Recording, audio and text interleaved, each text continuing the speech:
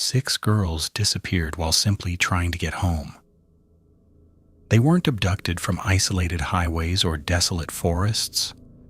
They vanished from ordinary neighborhoods, bus stops, and familiar streets throughout Washington, D.C. One by one, their bodies began appearing along roadsides, abandoned lots, and wooded areas surrounding the nation's capital. Every murder seemed deliberate. Every victim had been left somewhere they would eventually be discovered.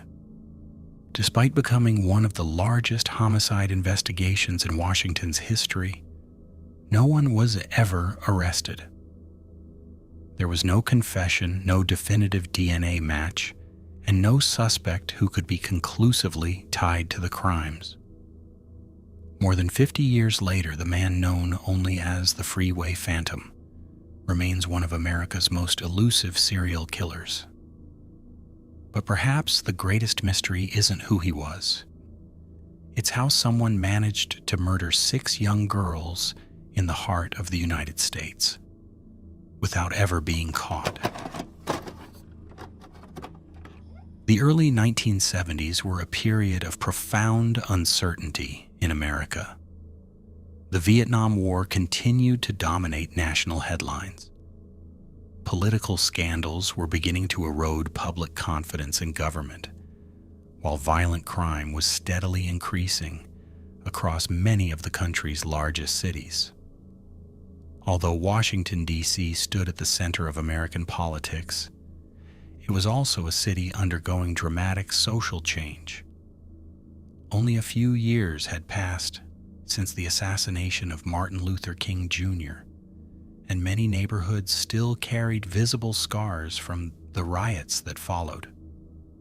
White families continued leaving the city for the surrounding suburbs, while many predominantly black communities faced decades of economic hardship, underfunded public services, and strained relationships with law enforcement.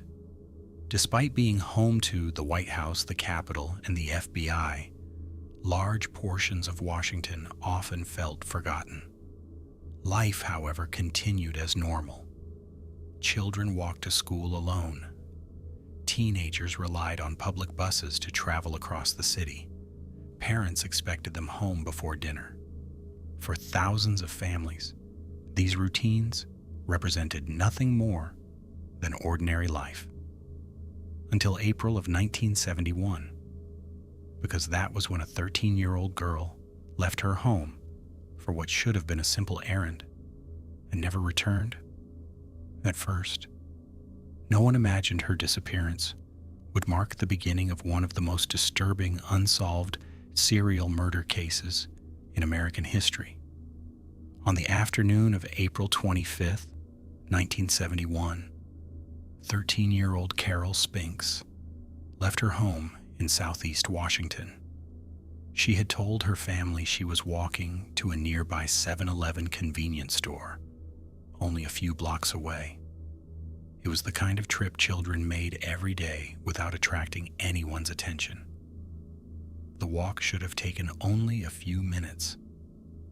When Carol failed to return, her family initially assumed she had been delayed.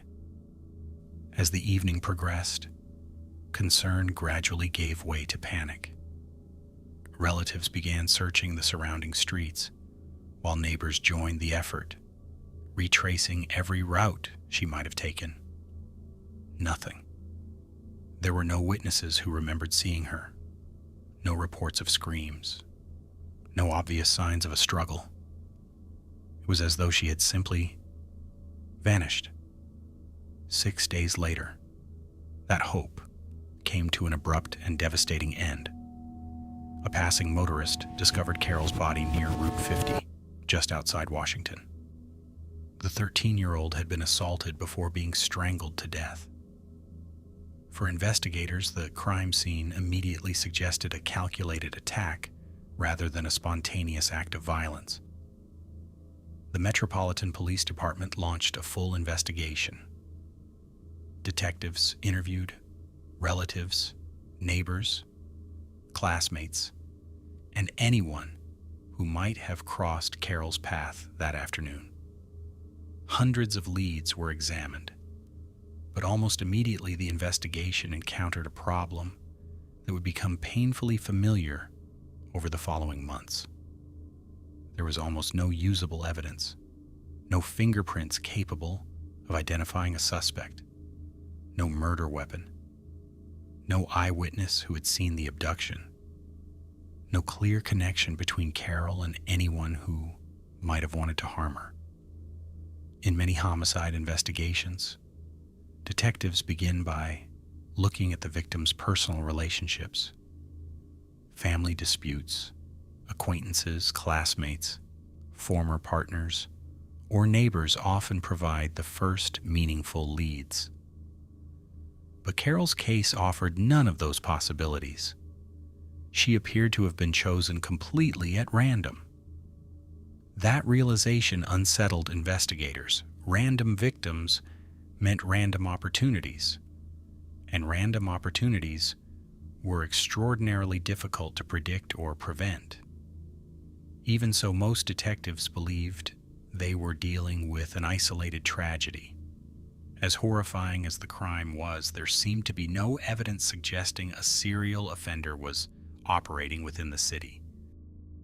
Cases like this require a community that refuses to let the truth fade away. If you believe these stories deserve to be remembered with dignity, please take a second to leave a like on this video. It helps others find these investigations. To stay with us on this journey, subscribe to the channel and turn on notifications so you never miss a chapter. Your support is what keeps these files open. As spring slowly gave way to summer, the story gradually disappeared from newspaper headlines. Families remained cautious for a time, reminding their children not to speak to strangers and encouraging teenagers to avoid walking alone after dark. But as the weeks passed without another attack, daily routines quietly returned. Human beings have an extraordinary ability to convince themselves that terrible events are isolated exceptions. Without another murder, there was no obvious reason to believe Washington faced an ongoing threat. Carol Spink's killer remained unidentified. But in the minds of most investigators, he had claimed only one victim. They were wrong. Less than 3 months later, another teenage girl would disappear under circumstances so disturbingly similar that detectives could no longer dismiss the possibility they were hunting something far more dangerous. A serial killer was stalking the streets of Washington, D.C., and he was only getting started. On the evening of July 8, 1971, 16-year-old Darlenia Johnson finished spending time with friends before boarding a city bus back home. There was nothing remarkable about that evening. Like thousands of teenagers across Washington, D.C., she was simply following a familiar routine. Public transportation was part of everyday life, and after getting off the bus near the intersection of 11th Street and Florida Avenue Northwest, she had only a short walk left before reaching home. She never made it. Unlike Carol Spink's, however, Darlenia's final moments weren't entirely unwitnessed. Several people later reported seeing a young black girl standing beside a dark-colored vehicle, engaged in what appeared to be a calm conversation with an adult man. Nothing about the interaction immediately suggested danger. There were no screams, no obvious struggle, and no signs that anyone nearby should intervene. Whether the man knew Darlenia personally, convinced her to accept a ride, or simply manipulated the situation with remarkable confidence, has never been determined. Within moments, both of them were gone. 5 days later, investigators made another grim discovery. Darlenia's body was found along the Baltimore-Washington Parkway. The similarities to Carol Spink's murder were impossible to ignore. She had been sexually assaulted before being strangled, and her body had been abandoned near a major roadway miles away from where she had last been seen alive. For detectives, two nearly identical murders occurring within 3 months represented far more than coincidence. Both victims were young black girls. Both had disappeared while traveling through neighborhoods they knew well. Neither appeared to have been specifically targeted because of family connections, friendships, or personal relationships. Instead, both seemed to have been selected simply because they were alone at the wrong moment. The investigation immediately changed direction. Until then, detectives had approached Carol Spinks's murder as an isolated homicide. Now they were forced to consider a far more disturbing possibility. Somewhere in Washington, someone was deliberately hunting young girls, choosing victims at random before disappearing without leaving behind any meaningful evidence.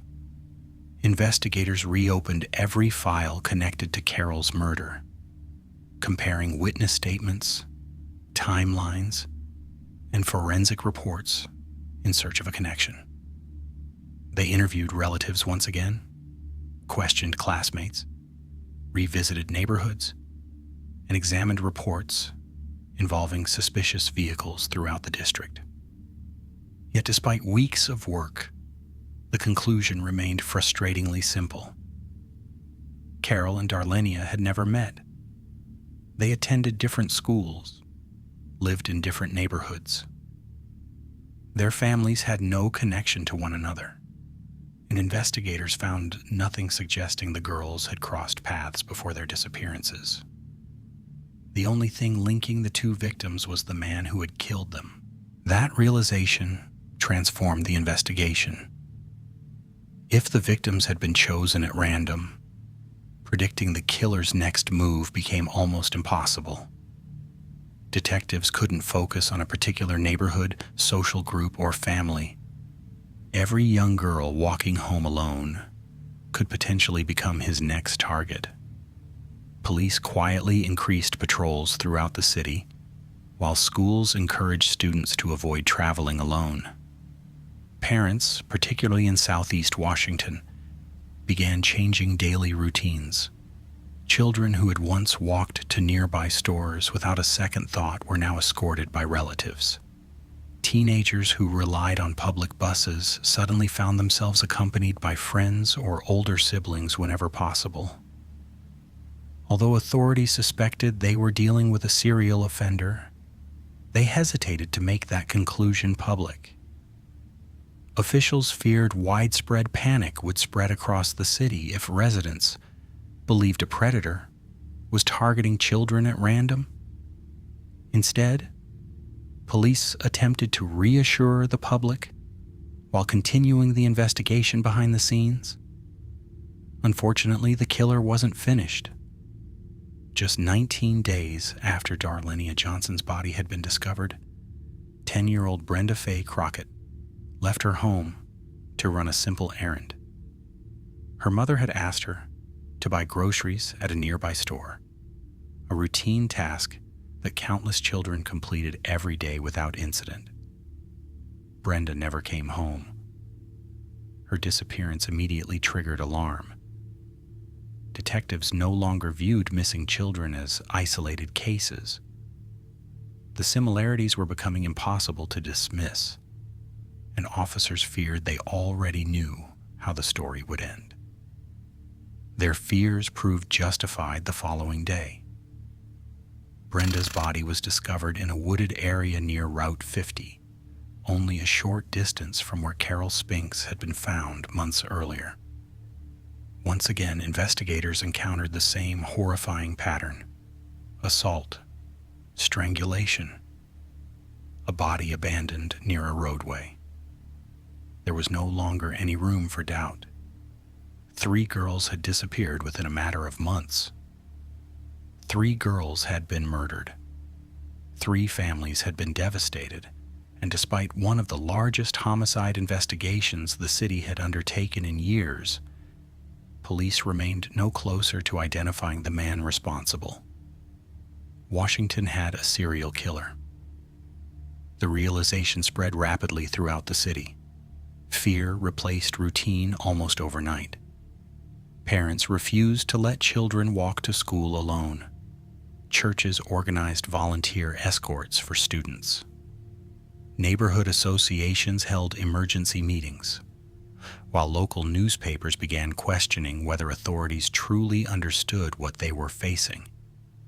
Every unfamiliar vehicle attracted suspicious glances.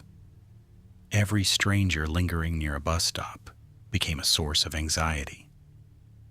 The city had begun to change, not because people knew who the killer was, but because they had finally accepted that he could be almost anyone. And somewhere beyond the growing police presence, hidden among the ordinary rhythms of everyday life, the man responsible was watching the fear spread. He had already proven he could kill without leaving behind a trail. Soon, however, he would do something far more unsettling. For the first time, the killer would communicate directly with the people trying to catch him. As summer turned into autumn, investigators found themselves trapped in a race they were steadily losing. 3 girls had already been murdered, yet every new lead seemed to end exactly where the last one had. Witnesses offered conflicting descriptions.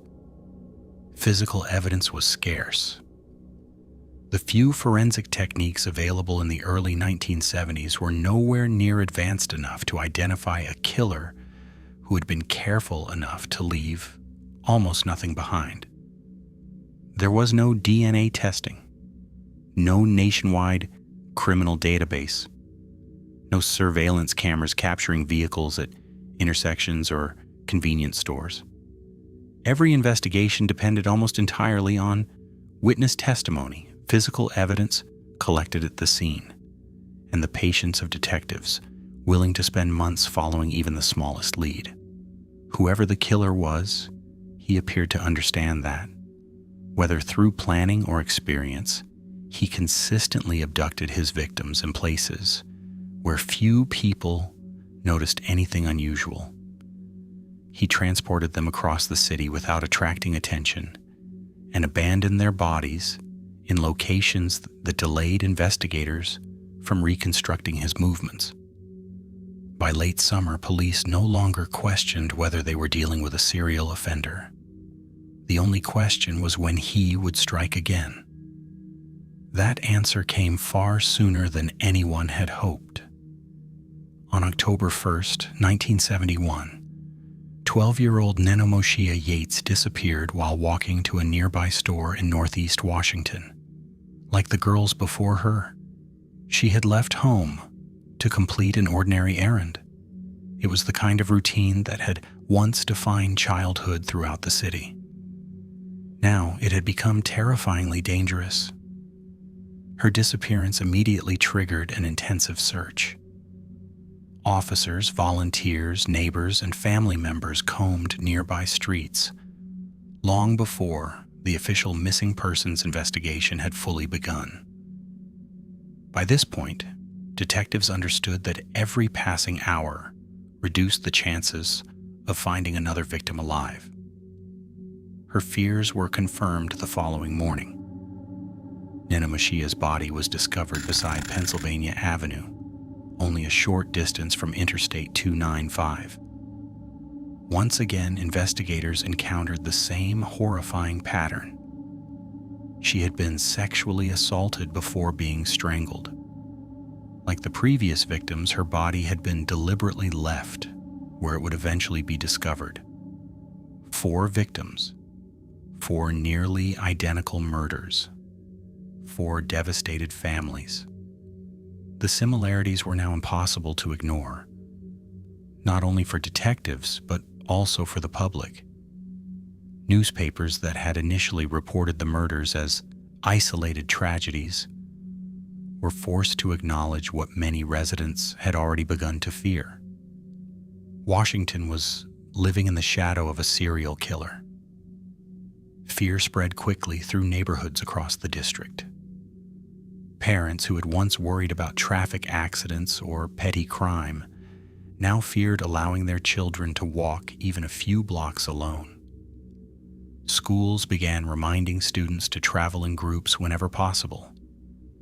Churches organized volunteers to accompany children home after evening activities, while neighborhood associations urged residents to report unfamiliar vehicles or suspicious strangers immediately.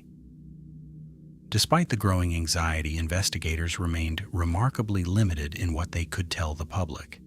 They had no composite sketch, no confirmed description of a suspect, no license plate, no reliable eyewitness capable of identifying the man responsible.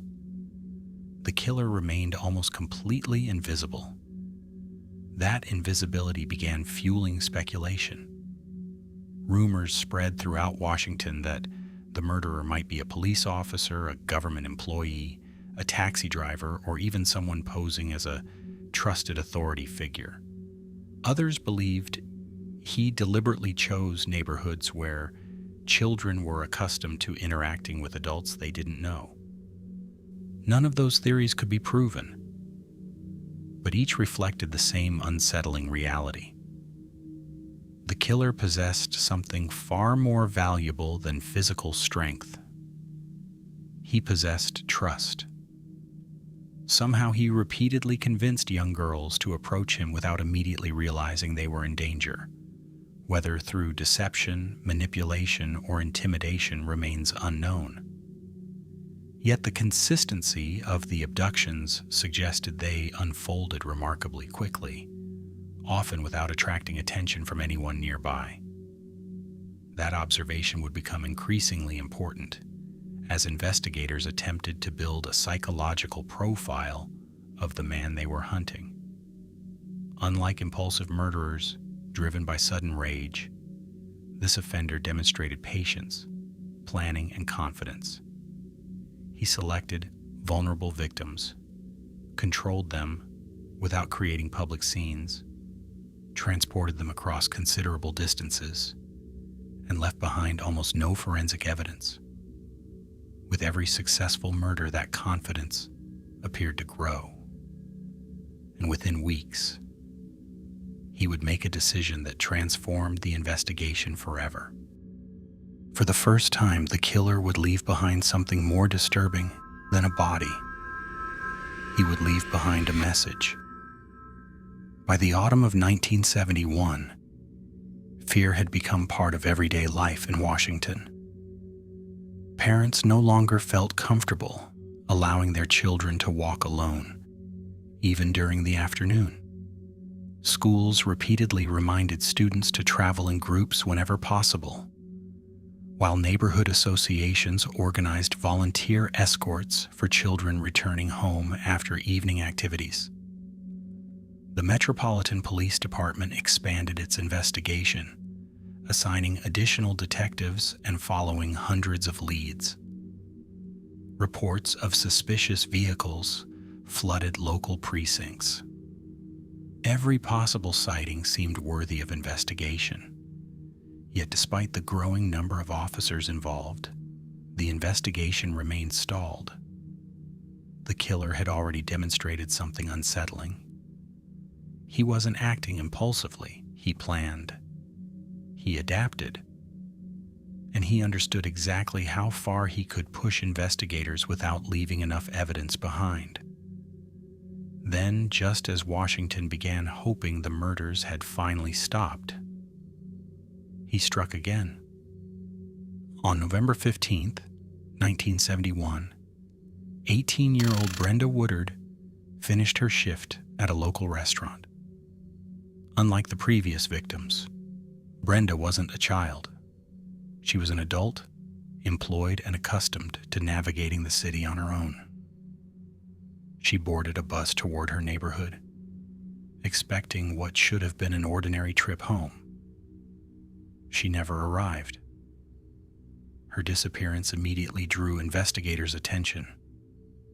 By now, every missing young woman fitting the victim's profile triggered an emergency response.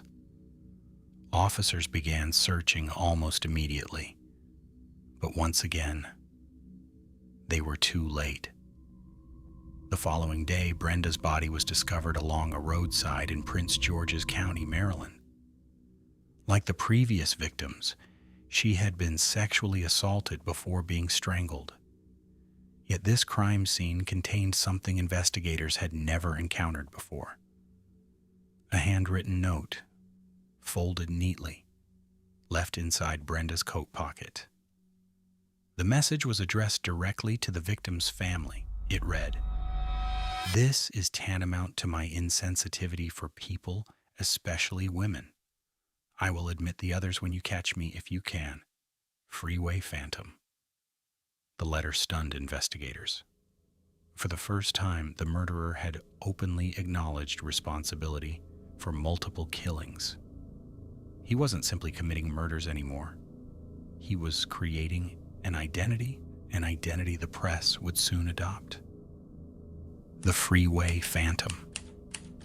Several aspects of the letter immediately attracted investigators' attention. The handwriting appeared controlled. The grammar suggested someone with at least an average education. Most striking of all was a single word: tantamount. It wasn't the kind of vocabulary detectives expected from an average offender. The unusual choice of language led investigators to believe the killer might be better educated than originally assumed, or perhaps someone who deliberately wanted to appear intelligent. Over the years, that single word would become one of the most debated details in the entire investigation. Some detectives later focused on suspects known to use the word regularly. Others believed the killer had intentionally chosen uncommon language to mislead investigators. More than 50 years later, no one knows which explanation is correct. But the letter wasn't the only disturbing detail connected to Brenda Woodard's murder. According to investigators, shortly after abducting her, the killer forced Brenda to telephone her family. When Brenda's sister answered the phone, the conversation seemed strangely brief. Brenda simply said she would be home soon. Nothing in her voice suggested immediate panic. No cries for help, no coded message, no indication that anything was wrong. Only later did investigators conclude that she had almost certainly made the call while under the direct control of her abductor. The realization horrified detectives. The murderer hadn't merely wanted to kill. He wanted control. He wanted Brenda's family to believe, for just a little longer, that she was safe. It wasn't necessary for the crime. It served no practical purpose. Psychologically, however, it revealed something deeply disturbing. The killer appeared to derive satisfaction not only from murder itself, but from manipulating the emotions of everyone involved. His victims, their families, the police, even the media. Behavioral experts would later point to this combination of planning, confidence, and psychological domination as evidence that the offender likely viewed the murders as something more than acts of sexual violence. Each crime appeared increasingly theatrical. The placement of the bodies, the calculated selection of locations, the phone call, the letter. Each new murder seemed designed to communicate one message. He was in control, and no one could stop him. The publication of the letter transformed the investigation. Until then, Washington had been searching for an unknown murderer. Now the city believed it was facing a serial killer, confident enough to taunt police directly. Fear intensified almost overnight. Newspapers printed the contents of the note. Television stations urged parents to keep children indoors. Community meetings filled with frightened residents demanding answers. Political leaders began asking whether enough resources were being devoted to the investigation. The pressure on detectives became immense. Yet despite unprecedented public attention, the Freeway Phantom remained invisible. And even as investigators worked around the clock to identify the author of the letter, the killer was already preparing to choose another victim. By the beginning of 1972, investigators had reached a troubling conclusion. They were no longer trying to determine whether Washington was facing a serial killer. They were trying to understand how he continued disappearing after every attack. The Metropolitan Police Department had devoted hundreds of detectives to the case. Every new report involving suspicious vehicles, attempted abductions, or unidentified men approaching young girls was investigated. Thousands of tips poured into police headquarters. Almost all of them led nowhere. As the investigation expanded, detectives began constructing a psychological profile based not on forensic evidence, but on the killer's behavior. He appeared organized, patient, comfortable approaching strangers. He selected victims from different neighborhoods, suggesting he knew the city exceptionally well. He rarely attacked in secluded locations, choosing instead to abduct girls from places where ordinary people would least expect a violent crime to occur. Then he transported them across the district before abandoning their bodies near major roadways. It wasn't random. Every decision suggested preparation. Every murder demonstrated confidence. Whoever the Freeway Phantom was, investigators increasingly believed he had killed before, or possessed an unusual ability to remain calm under extraordinary pressure. Unfortunately, psychology couldn't replace evidence. Without fingerprints, reliable eyewitnesses, or forensic technology capable of identifying biological evidence, detectives remained trapped in an investigation built almost entirely on probability. And probability wasn't enough to make an arrest. Throughout the following months, fear became part of everyday life across Washington. Parents who had once encouraged independence now insisted on accompanying their children almost everywhere. School administrators adjusted dismissal procedures. Churches organized volunteers to escort children home after evening services. Neighborhood watch groups emerged throughout several communities. Entire routines changed because of one man whose face nobody knew. For many residents, the greatest source of anxiety wasn't simply the murders, it was uncertainty. No one understood how the killer selected his victims. Some disappeared during the afternoon, others vanished after dark. Some were walking home, others were running ordinary errands. There seemed to be no predictable pattern beyond one terrifying fact. If a young girl found herself alone, she could become his next victim. Then, nearly a year after Brenda Woodard's murder, the investigation suffered another devastating blow. On September 5th, 1972, 17-year-old Diane Williams left her home after telling her family she was going to visit a nearby store. She never returned. By now, investigators reacted almost immediately. Search teams were assembled within hours. Police officers canvassed neighborhoods throughout southeast Washington. Volunteers joined family members searching streets, parks, and vacant lots. Everyone feared the same outcome. They were right. The following day, Diane's body was discovered along Interstate 295. Like the girls before her, she had been sexually assaulted.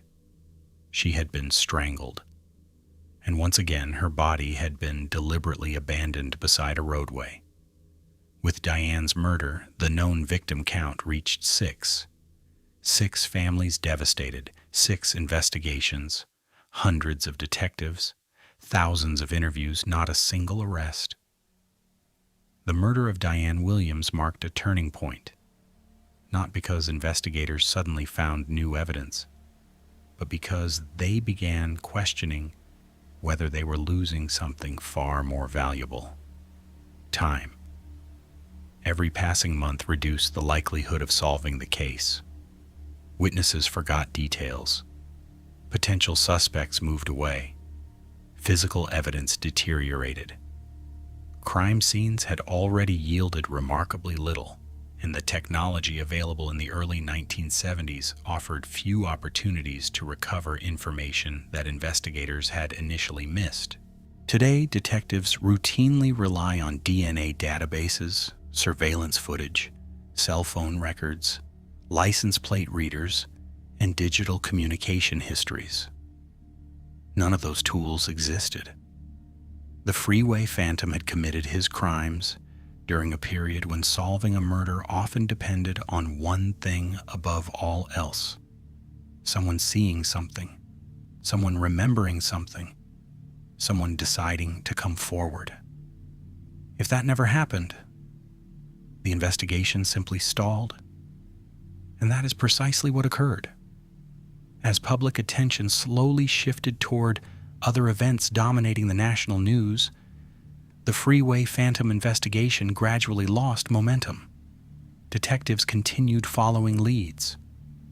Occasionally, new suspects emerged. Some appeared promising. Others quickly collapsed under scrutiny.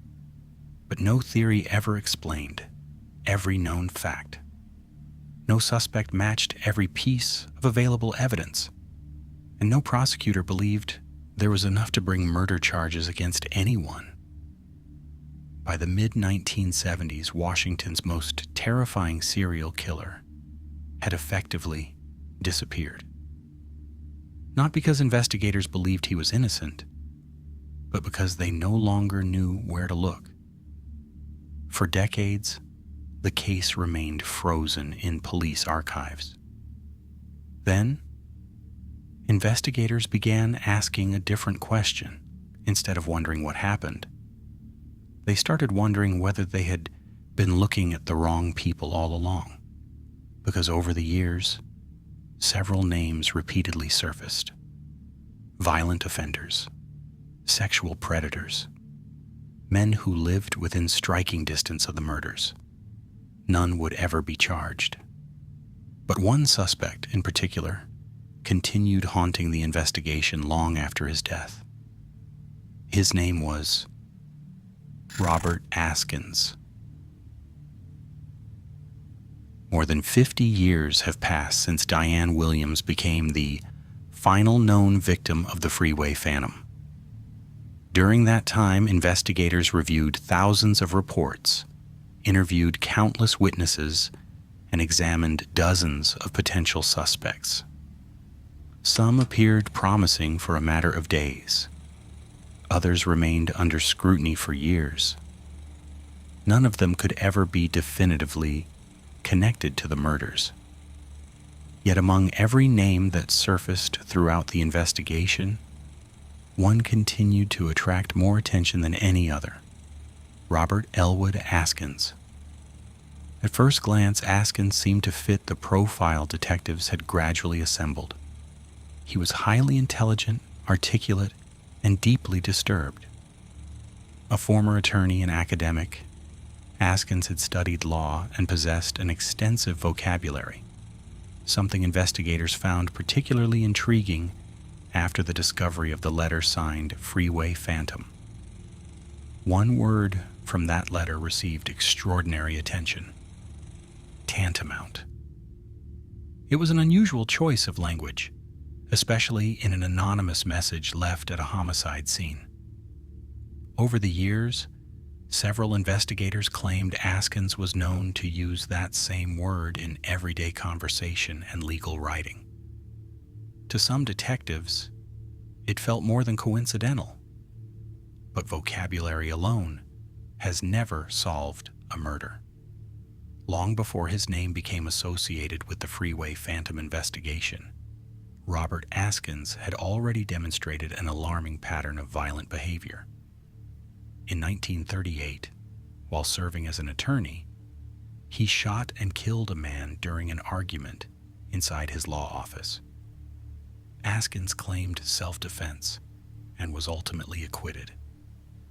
The incident alone did not make him a serial killer.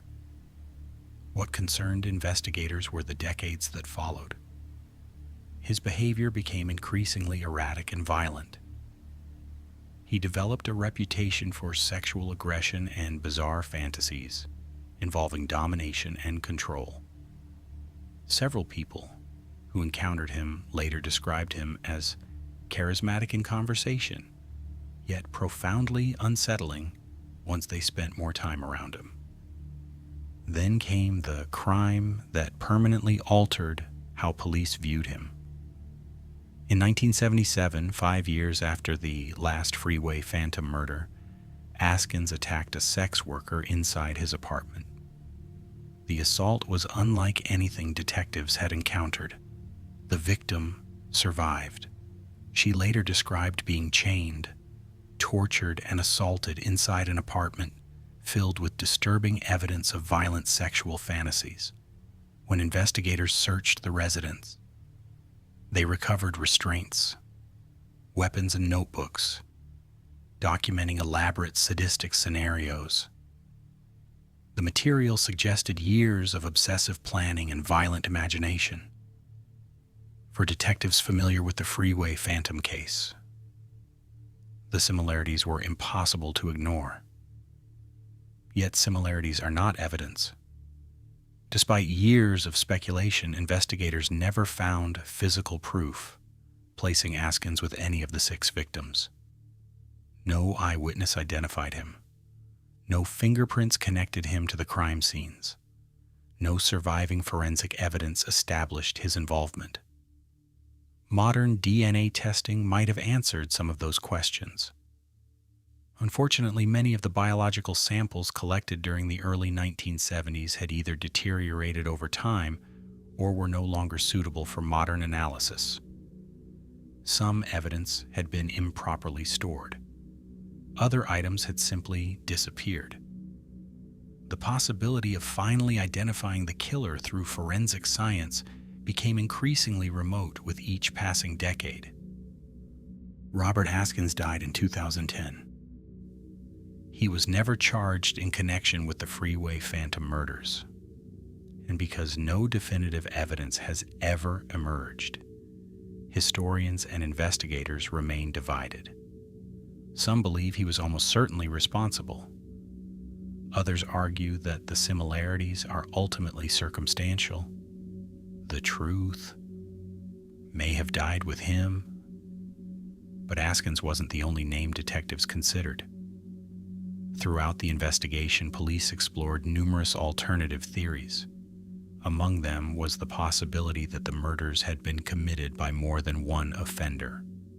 Some investigators examined violent groups operating in and around Washington during the early 1970s, including offenders responsible for a series of sexual assaults across the region. Others questioned whether the apparent consistency in the murders might actually conceal different perpetrators whose crimes had been grouped together because of their similarities. Those theories, however, gradually lost support. As investigators compared the crime scenes, victimology, and methods used in each murder, the similarities appeared too consistent to dismiss. The victims shared remarkably similar characteristics. The abductions followed comparable patterns. The bodies were abandoned near major roadways. Sexual assault and strangulation appeared repeatedly. And then there was the letter. Whether written by the killer or not, it reflected detailed knowledge of the investigation that few people outside law enforcement would have possessed. For many detectives, That single piece of evidence continued pointing back toward one offender rather than several. As the years passed, the investigation slowly transformed from an active homicide case into a historical mystery. Detectives retired, witnesses died, families grew older, entire neighborhoods changed beyond recognition. Washington itself became a different city. Yet one question refused to disappear. How could someone murder 6 young girls across the nation's capital without leaving behind enough evidence to identify himself? The answer lies not only in the killer's actions, it also lies in the era in which those crimes occurred.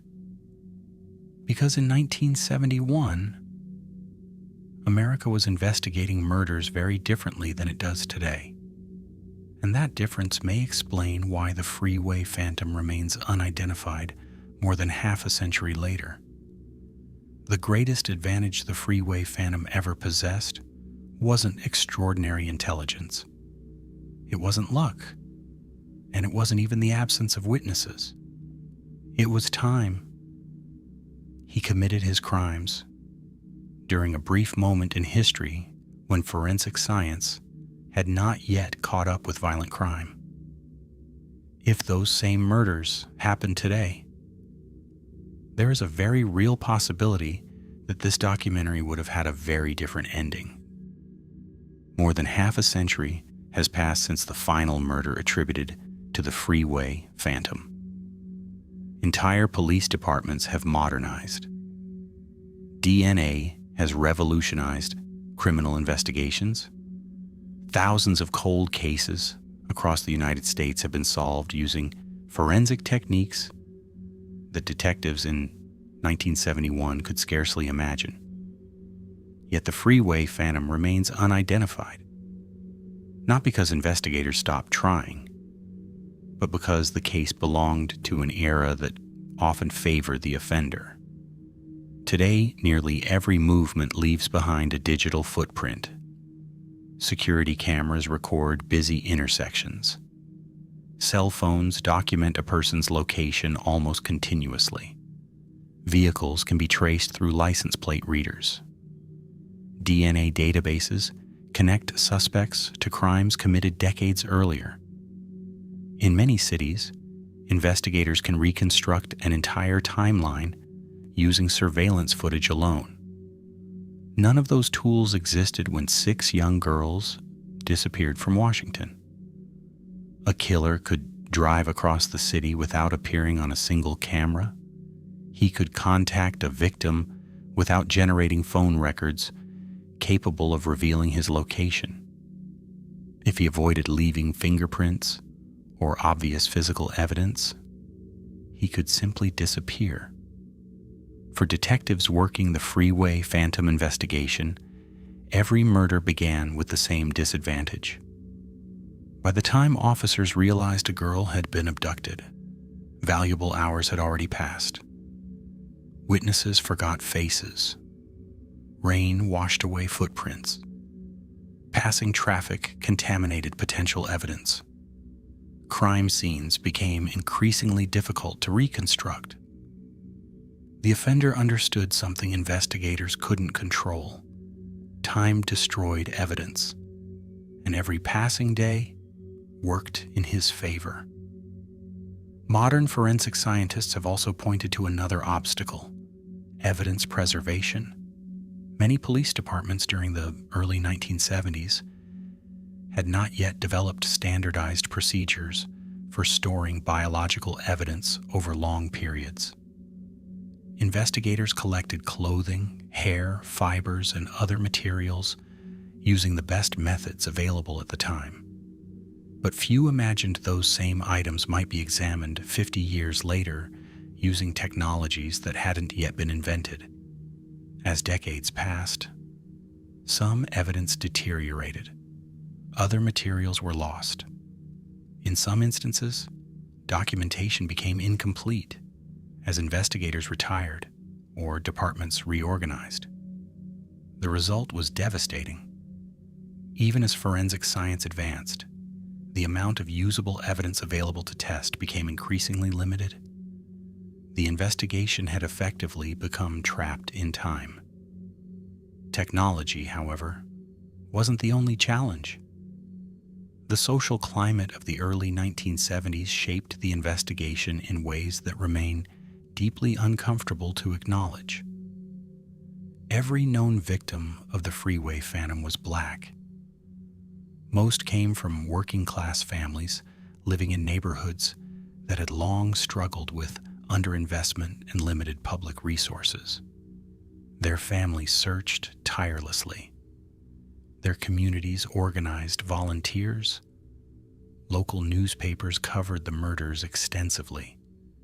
But many historians have argued that the case never received the sustained national attention that similar crimes involving white victims often generated during the same period.